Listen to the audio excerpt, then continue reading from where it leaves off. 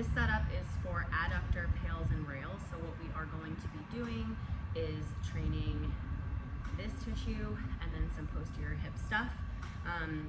These are 25-pound bumper plates. Obviously you could use something heavier. You could also use heavy kettlebells, but the goal here is that we're gonna have to have something that we can push against and it's not gonna move. So even though these are only 25 pounds, like the rubber on the rubber makes it difficult to slide. You can also sit completely flat on the floor, but sometimes that can be uncomfortable here, or it can be a limiting factor. We want to just make sure we're able to maintain the position for about 5 to 7 minutes.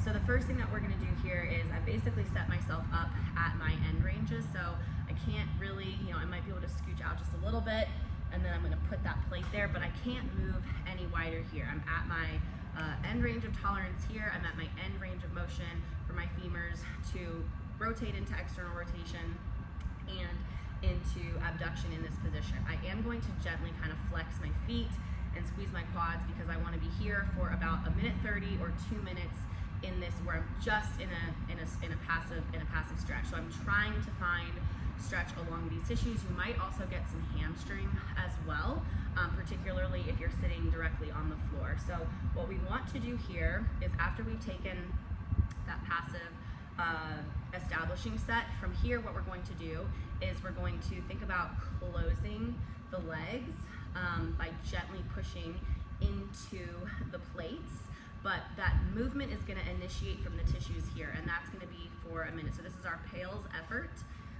My feet are staying flexed. I'm not manipulating my torso at all. I'm simply pushing effort by contracting here, which is closing the legs. This is sort of what's happening internally when you are standing up from a box squat.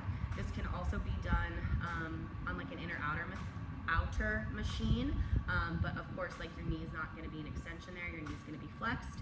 So once we're here for a minute, we're going to go into our rails contraction, which means we're going to pull open and away. Now that doesn't mean just letting kind of like our feet flop over into deeper external rotation. We actually want to try to gently drive the heels down and open harder. You might get like a little bit more daylight, in which case you can scooch your plates more, but we're trying to spread open harder, and we're going to be here for a minute at moderate effort.